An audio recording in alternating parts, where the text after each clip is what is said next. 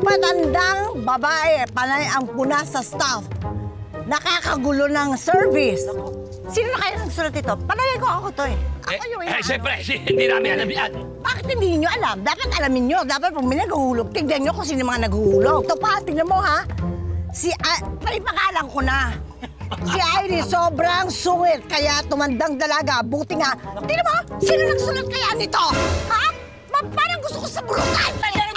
Meron din sa akin. Si Hazel Bakipon, halata namang gusto niya si Benz. Pero pinapatagal pa ang ligawan. Napaka-arte. Ha? Ang sama mo! Bakit? Hindi ba? Bakit ako sumama? Bakit di ba totoo yun? Sandali! Ako naman! Oh, ikaw Ito, naman. hindi ko. Ha? Ayan! Si Ato! Walang silbi kung di mo utusan, hindi susunod! Inuubos pa lahat ang ibang ulam at panay. Iskam ang ginagawa.